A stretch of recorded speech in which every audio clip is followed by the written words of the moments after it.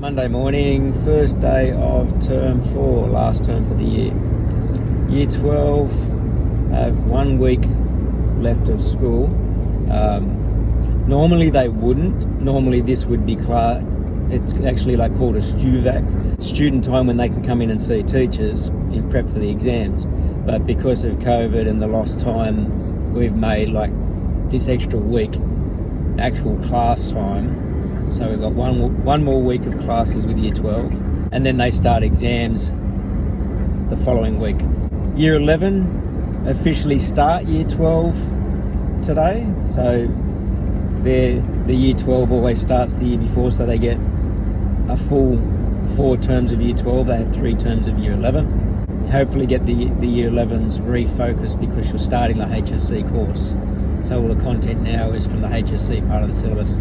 Why there hasn't been a great deal of COVID news, it seems that whenever they say we're relaxing, all of a sudden cases pop up because people relax too much.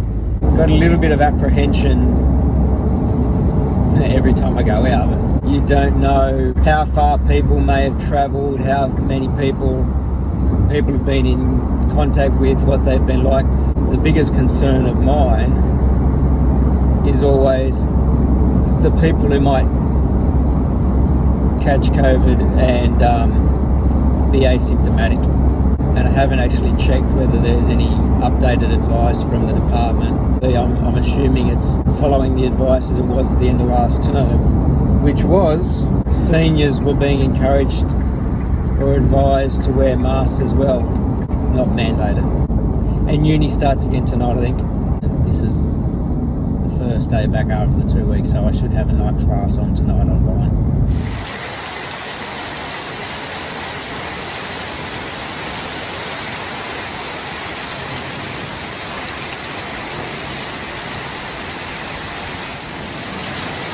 Just finished our exec meeting and it's actually hailing. It's around the place.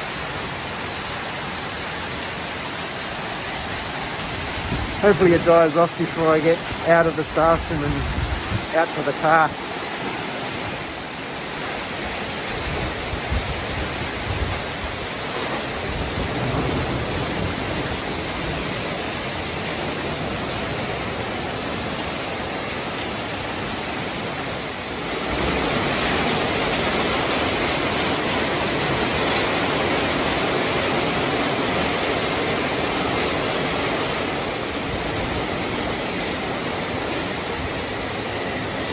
Tuesday, recess now, just had Year 11. I've got them again period 4, Year 12 in between them, so after recess. But Year 11 are starting Cluster C, so we've just gone through getting the cutting list set up, and apparently my budget is blown. I've got no money to spend, so I'm trying to recoup as much as I can. I had some for this construction point lying around, so enough I think to get them started. I cut up some of the stuff for the structural beam and all that sort of stuff, from things ready to go. The deck piece, the 90 by 35, I don't think I've got anything around here and I can't go buying any. So what we did, I shortened the measurement of it by 50 mil, so 2 inches. So when they do their sawhorse, it'll be about this long. And that'll allow me to have them use old material to cut their pieces there. So everything that's new is all the other stuff, the legs.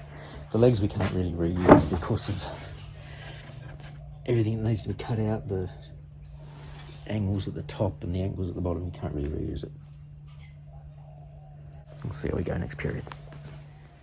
Well, after Year 11 and 12, managed to reclaim all of that, 70 by 35, some 90 by 35, so there's enough there to make some tops of the top decks of their sawhorses, because I shortened them a little bit. Got all this 70 by 35. I've really got to find a job for the 70 by 35, and there's the little bits which I'll probably end up chucking. I'll still go through that storage and that storage from old projects. Reclaiming some in here, chopping up some of the half bits. Like when I reclaim those ends, I chop off the ends, leave that here, and then the students can use these to make these pieces and these pieces. And so far, Year 11s are doing pretty well. So there's 2 there, there's quite a few down there. They're all working well on this and coming along pretty successfully so far. Just getting ready to leave for the day, and one of my staff has made this up today. He's really going to town with the laser, and this is our Year 7s, I think it is, are doing a Future Cities unit, and they want to design their city and have their housing as well, and this is something that he's made to try and inspire them. I think it looks great.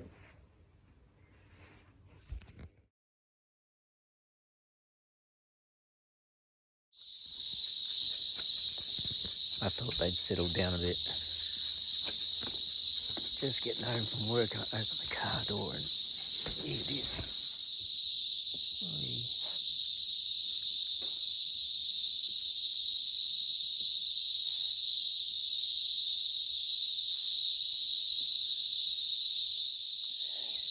They're still going.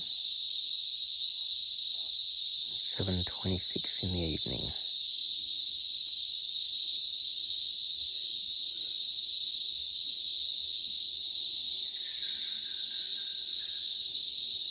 That's deafening.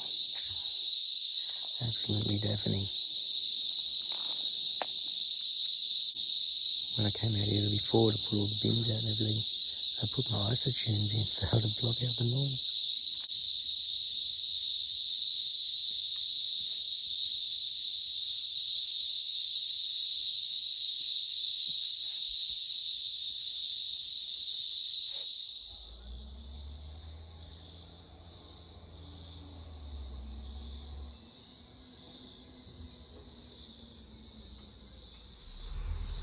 No wonder it was noisy last night.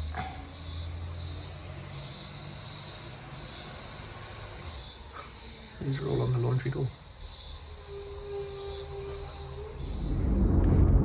So it's the end of the first week back. It was a bit of a crazy week in terms of administration because Year 11 reports were due this week, and so faculty was, including myself, madly checking all your final marks and writing your comments out, and then I've got to check all the comments of my faculty.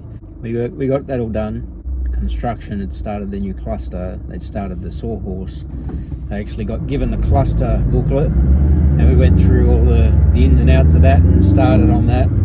So they're well underway. They're now underway on cluster C, and it's starting late due to COVID. So it's one of those ones where it should have been something that we finished about midway through this term, but it's going to be later in the term, like all the way to the end. Year 11 timber, officially now Year 12 timber, and so they're starting on their major project planning. So I'm trying to give them as much sort of guidance and scaffolding to try and get them thinking about what they should do with researching, coming up with the brief of what they want to build for themselves or for somebody else.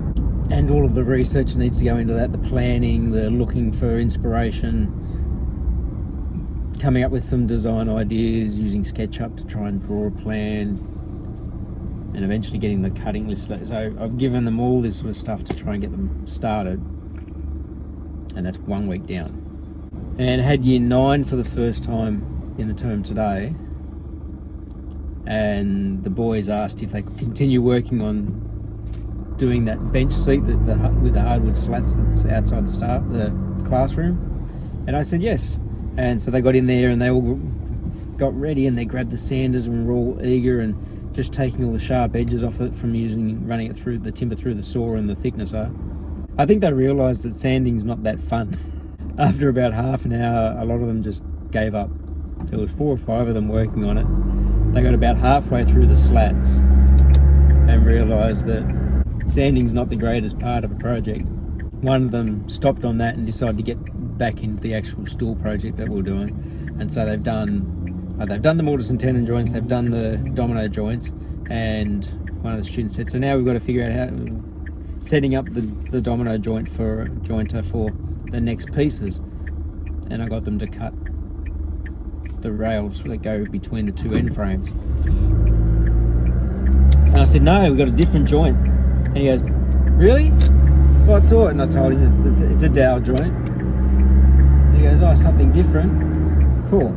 And so I showed them how to set up and start drilling dowel holes for dowels in the end of their rails. And one of my staff a few years back made a little steel jig for guiding the drill bits, and then we'll use dowel centers. But so they got a little bit into that. Today was Year 12's last day. They start exams on Tuesday next week. Some of my construction boys were really quite excited about the fact that it was their last day. Some of them came in, I didn't have them today, I had them yesterday, but some of them came and saw me again today to say thanks very much, see you later, type stuff. So then I started working on the timetable for next year. Got all the head teachers' allocations for their faculties, and after we do all the elective process and we know what classes are actually running and what lines they're going to be running on, which I work out in term 3, I give all the head teachers a spreadsheet so they can allocate their staff equitably to all their subjects and make sure that the staff are as close to on load as possible, not overloaded. Some may be underloaded. And when they give those all back to me, I've then got to enter all of that data into the timetable system. So I was doing that this afternoon. Started it during my last period of school, and I just worked into the afternoon to try and get as much done as I could. I've still got a couple of faculties to go. 1 week down, 9 to go.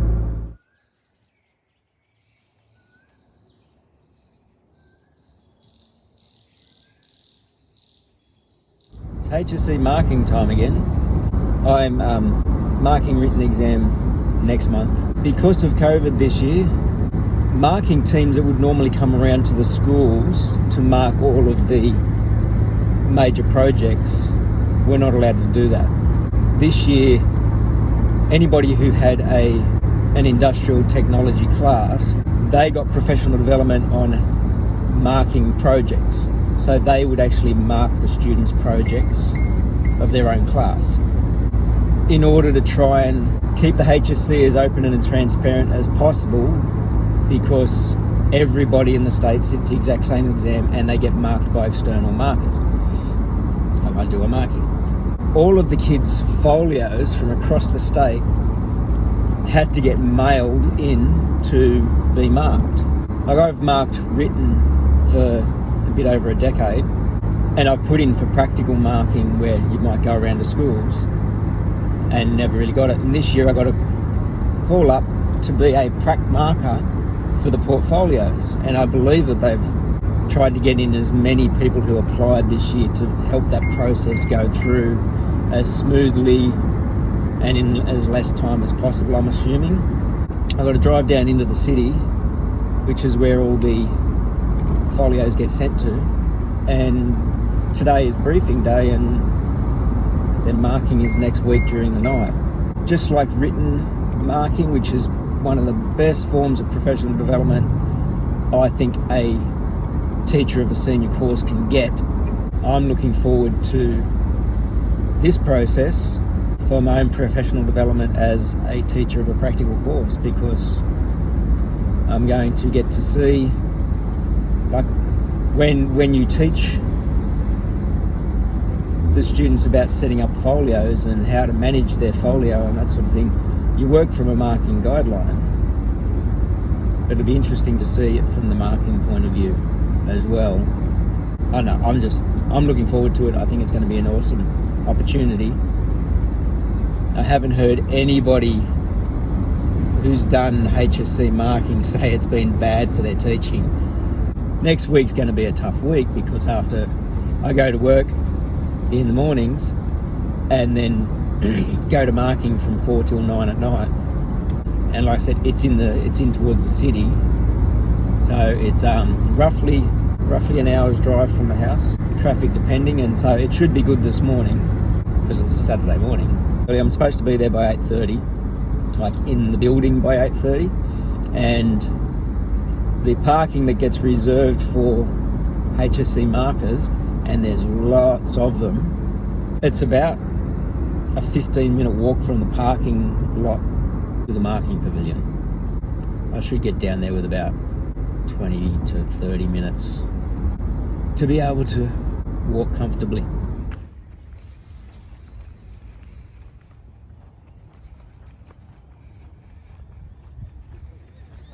So this is part of the walk.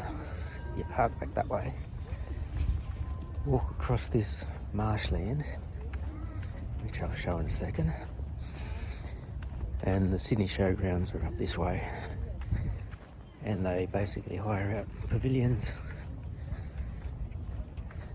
and I'm in one that I haven't been in before, I think.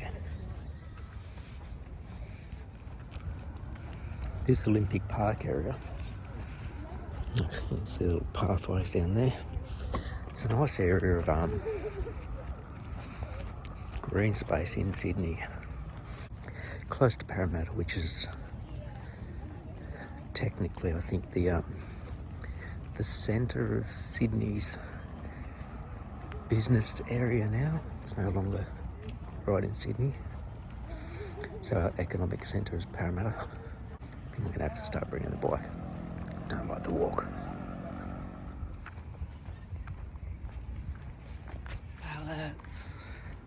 Pallets. Almost up to the pavilion entrance, which means I'm going to be going indoors, which is why I've now got the mask on. Going to be an enclosed space, albeit a large one,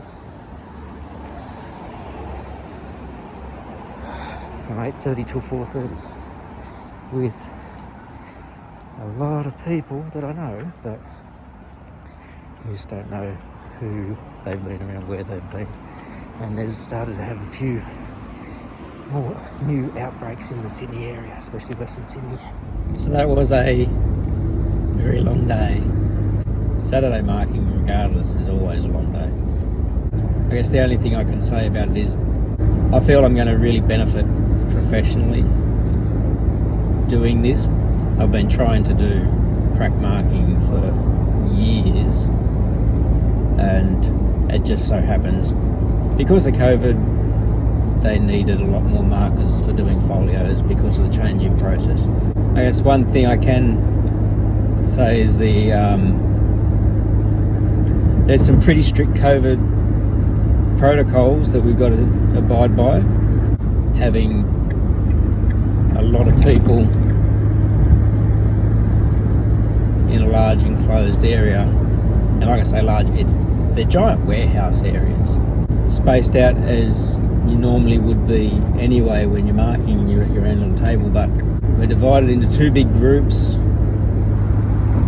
that aren't allowed to sort of fraternise, to try and minimise sort of interaction. Strict rules on social distancing, physical distancing. You have your designated table,